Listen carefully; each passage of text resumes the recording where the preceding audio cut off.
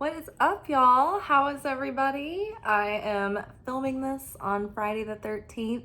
It has been a lovely October afternoon. It's been sort of warm with a cool breeze. It's like cloudy and windy. I went to my sister's and her wife's house, and they have like an outdoor covered situation where they have an outside TV. So we had a fire pit and we watched Hocus Pocus and Practical Magic. It's great for fall. But yeah, we're here for our weekend reading. We're going deeper into the cards we pulled on Instagram earlier today. And so we have from the Radiant Sun Oracle, we've got Egotism, which is Mars in Leo, followed by Bluff, which is Jupiter in Gemini, followed by Impulsiveness, which is Mars in Aries, it's native sign, and Assertion, which is the Sun in Aries. So lots of Aries energy and Mars energy in this reading. We are kind of creeping up on Scorpio season, and Scorpio is co-ruled by Mars. There is the eclipse happening in the morning or tomorrow, I'm not sure what time, but the north node is going to be in Aries, the south node is in Libra. The eclipse is happening, it's a solar eclipse with the new moon in Libra. So our Libra placements and Aries placements will be very activated over the weekend and maybe, playing out for the next couple of weeks. And so this is really highlighting this new self that's being birthed is having a different sense of self when it comes to the dynamics and relationships that we have with others. And so the relationship dynamics of the past just aren't suiting us anymore. And so we're having a real shift in, or, maybe it's not that they're not suiting us, but maybe it's like we are maturing, we're evolving, we can go deeper. Maybe in other cases, they aren't suiting us.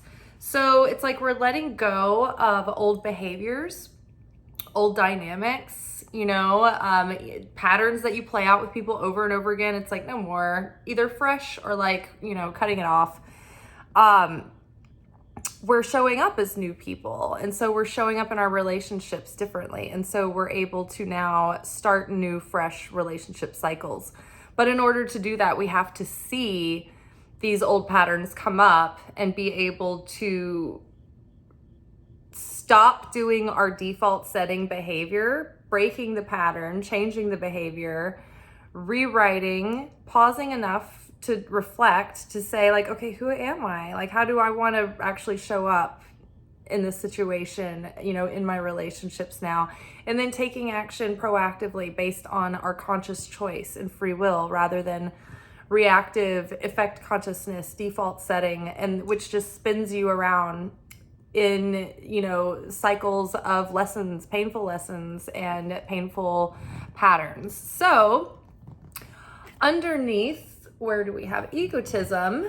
We have 9 of Wands. And so right now it's like we're feeling really confident and assertive, and like it's like even though we're tired, like on a soul level, I think we've just been through a lot of purging, a lot of tribulation through a spiritual awakening. But even though that we're tired, it's like we've gotten even more determination and perseverance to push through these patterns and finally be done with them. And so I feel like along with breaking through patterns, I think it goes hand in hand with things that we have experienced in our life as far as fruitfulness in what we put our hands to, the success of our goals, the lucrativeness of when we try to make bread, right? It's like, are we able to earn and manage money well? It's like our finances and our love lives, our relationships are both ruled by Venus.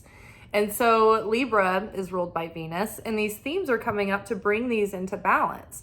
And so I'm of the belief that if you've been going through very difficult times for a long time in both love and money, like things can really shift during this eclipse if you can see what has been holding you back and start to shift your consciousness, and thereby shifting your behavior going forward, you can set yourself up for a new start to overcome these things. And I think that then thereby doing that, it's like we will attract in better relationships. The relationships that we have will improve, and we'll also attract in like expanding opportunities for our goals and our dreams and our pursuits, which could also bring financial windfalls as well.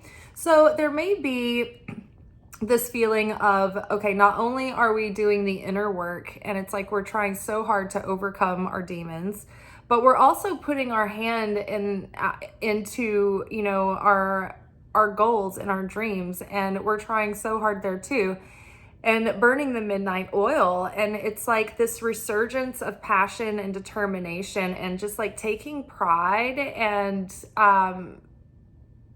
in what you're doing, and kind of getting a little bit showy about it, a little bit peacocky, like a healthy egotism about it, but just having like feet sturdy on the ground and really like letting that drive and that passion like spill into what you're doing. And that's what's going to make it start to become successful, right? There's this scarab here of abundance and affluence. There's the sun here, you know, optimism and vitality and life force. So this is a positive surge of like masculine fiery energy and a desire to be publicly recognized for something that you're doing, or to be viewed in a certain way. So like, for instance, if you're trying to launch something and you want to get it into the public eye, this might be a time that is supportive of that. Like, this energy says like that you have this creative idea or creative energy that you need to burn. And it's like, what will make it even more satisfying is if you can do it on a large scale and it is received by a wide audience.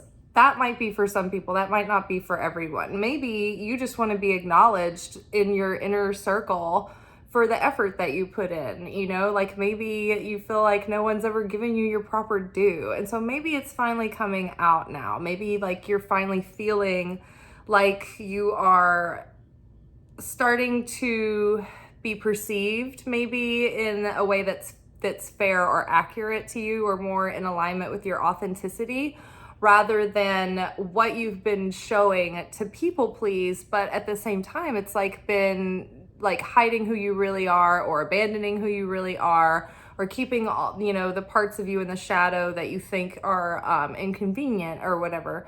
So it's like letting yourself be seen.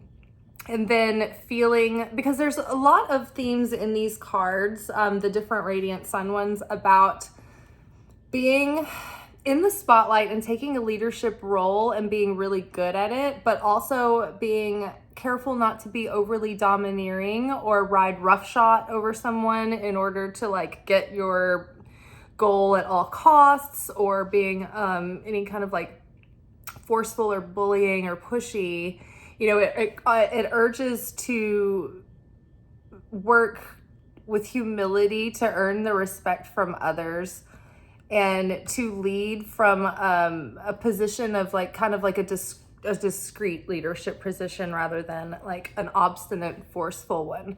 But I also think that this ties into taking like a conscious leadership position over your life, like being the conscious sovereign over your life, and choosing your consciousness and being a conscious co-creator of your life, rather than being whipped around by the tides and the winds, right? And the winds of change. Okay, so up next we have Bluff, and underneath it we had 5 of Wands and the High Priestess. And so there's 2 things right here. So in like piggybacking off of what we were just talking about, like putting something out in the world, starting to become recognized for maybe your skills or your unique talents or your unique purpose. Maybe you're starting to like be involved in something in some way like that. And so maybe you have a new idea, a new venture that you think could lead you in that direction, but you're a little scared that you're unprepared. And so this card suggests in a positive way that you sort of fake it until you make it. And that is true for us right now as we're sort of like being reborn into this newer, like up-leveled higher self. It's like we're practicing the embodiment of that self. And it takes practice, right? It's something that we have to like keep doing and to build muscle memory, right? To be this new self, to fall into healthier patterns, to create healthier patterns that are going to be positive default settings. I mean, imagine if you were automatically just like certain about something without any like, inner conflict or indecision or like a lot of insecurity. What if you could just like kind of go for it? Like, oh my gosh, can you imagine? So try to pretend as much as you can while you're practicing the embodiment of these new, these new thoughts, this new consciousness, right? Fake it till you make it in a positive way, in a playful way. Don't let yourself get weighed down by imposter syndrome, right? Don't be so afraid of making a mistake. Just have fun, let go, and, practice. And as you practice, you will become, you will master these skills. I think that also, as you go into this opportunity, that you might feel the pressure of competition. The Five of Wands is usually conflicting agendas. It could be outer competition, like other people trying to get the position that you're trying to go for or whatever. Or sometimes I see this card as like life, like these different parts of life just coming up against you and everybody's pulling at you from every angle. But I think what this is talking about is don't get insecure and start approaching a situation as a competitor. Don't compare, don't compete. The thing is, if you it's like deep down you're capable of doing this. It's just that you're feeling a little bit like the new kid on the block, or a little bit less prepared than others maybe, or the illusion of that. But don't let that stop you. Just keep going. There is something else here that I was going to say. I feel there was something else. Oh, right. So in our consciousness, we want to shift our consciousness toward basically competing with ourselves and not other people. If we, in our minds, are looking at others and comparing ourselves to them, and then we feel like we have to compete with them, that's coming from a scarcity mindset, and it's a fear-based mindset that's not valuing ourselves, because we're not seeing that we're a unique individual with unique, set of packaged flavors, right? We're a unique packaging, each one of us. And so the trick is not to take action that is like, for instance, okay, seed level consciousness, right? If I feel like, if I'm looking at my competition and I'm comparing myself and I feel a little bit like an imposter or less than, it might surge a feeling in me through my ego that needs to assert myself and compete and try to put myself in the forefront, but maybe in a way that's like, that comes off as insecure or competitive, right? And in the seed level of your consciousness, you are then separating yourself from other rather than uniting yourself from other, because you're seeing them as an opponent, as an enemy. And so therefore you're reacting. You're in effect consciousness at that point, and you're not the sovereign. So you want to be cause consciousness. You want to look at others as like unified, and they're not in competition. You have no competition. So when you don't look at other people in a sense of comparison, and you don't consciously perceive competition or competitors anymore, it's like you get rid of your opponent, because there isn't an opponent for you anymore, right? Like you eliminate that vibration altogether because you're not in that realm of consciousness. So your opponent disappears. It's even more powerful when you can take a situation or a relationship where you would have been opponents or competitors, and instead you turn it around and you make your enemies friends, right? That's the most powerful way to defeat any enemy, is to make a friend of them. So there's also something here about calling someone else's bluff, because you know deep down that like there are people around you that are vying for what you want or vying for what is yours, and they might be giving you bad advice to try to get you out of the way. And so maybe this is about, maybe don't even call them out on it. Let them keep thinking whatever they want.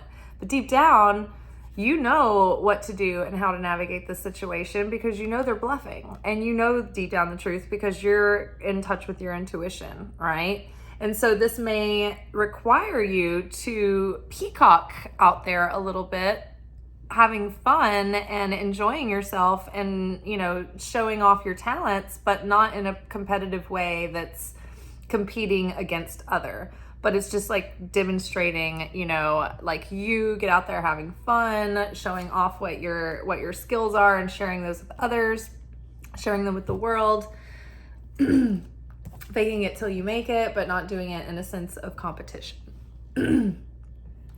So there's something here about, was assertion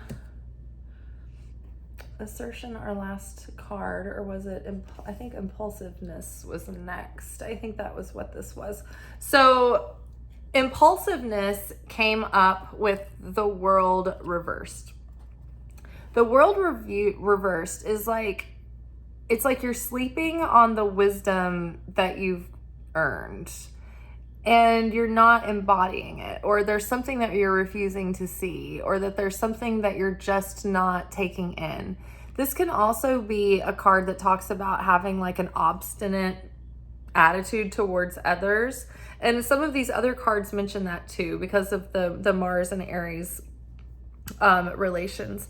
And so I think it's important right now to not be too influenced by others who are maybe trying to bluff or whatever, but also don't be obstinate to not hearing anyone out about your ideas, about maybe how they could progress forward.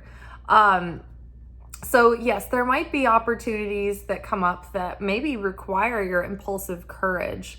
And there may be opportunities that are temptations that come up that are testing you not to be too impulsive, but to be able to balance the two of seeing an opportunity, being prepared, being divinely guided to either pass or go, right? And to take action. And then being able to, instead of impulsively taking that action, waiting until you know that the timing is right and that it's like it's not done willy-nilly, right?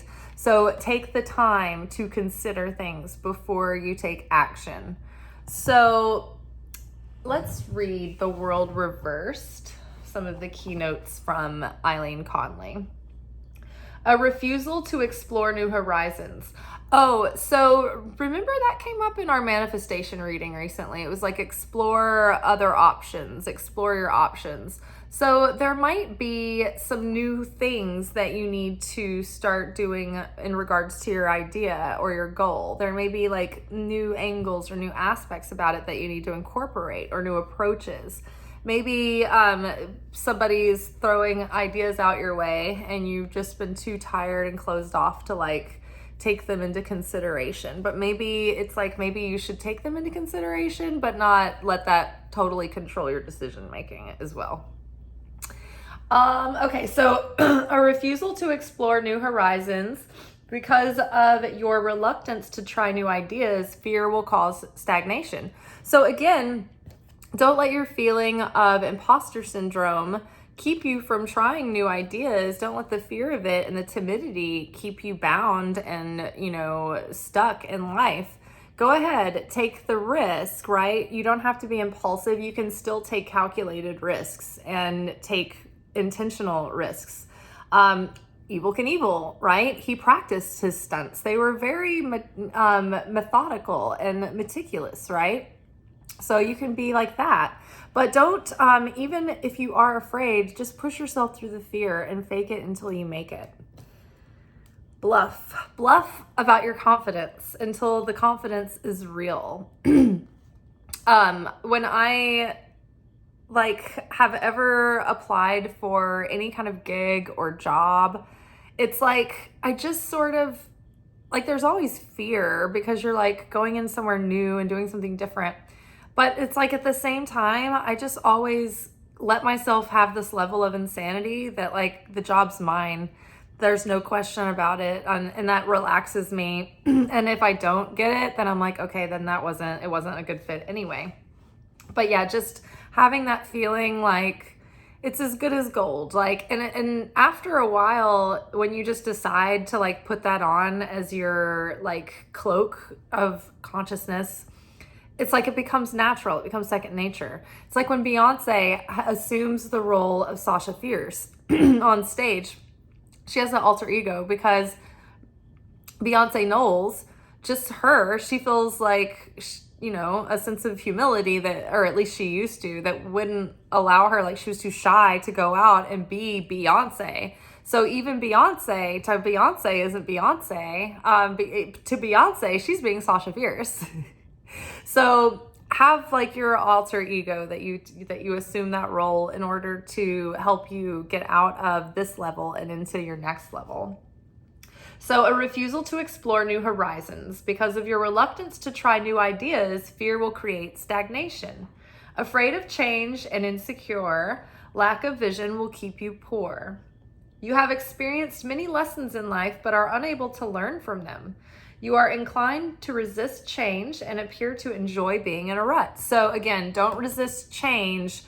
As life presents these sudden opportunities for change, we may have to make sudden decisions. And so there is a difference between making a sudden decision and a sudden move based on divine guidance rather than impulsivity. Right? Impulsivity might be a little bit of a shadow aspect that lacks self-control and self-mastery. It's an effect. I'm affected by the situation, so I must act now. I must act now or it will be too late. I can't lose out on this. I don't want FOMO. You know, that's in reaction too, even though it's excitement and it seems positive. Just as much as, oh, I have to avoid this. I'm so afraid. You know, that's also reactive. Let's see. You are trying very hard, but not applying yourself in the right way. You need encouragement to try new and different things. A stubborn attitude will not lend itself to success. You must be prepared to accept other people's ideas as well as your own. So again, there's something in this reading about success coming, and it's right around the corner. And it's about a revitalization of our focus and our passion and determination and a surge in confidence that's going to come from pretending and putting it on like a costume and practicing it until we embody that. And feeling like taking on a sense of sovereignty over your own consciousness and taking like a leadership role in your own life. It's like we're finally being the stars of our own show instead of like a supporting character in the show about us. It's like, what's in your mind? If you were the character of your own show, it's like, what's your show about? Is it about you and your goals, or is it about somebody? Are you putting other people in the forefront of your show? Like, are other people the star of your show? Get them out of here. Get that cane, pulls people off stage. Close up on us. We are the star of our show. And so asserting ourselves into that spotlight and getting what we finally deserve. It's like demanding that we put our focus and our resources and our attention on things that are going to return the value that we are putting in. And so again, like I said, you may have been putting effort into things for a long time and just feeling like there's no fruit to your labor. And I think that the tides are turning and our luck is shifting.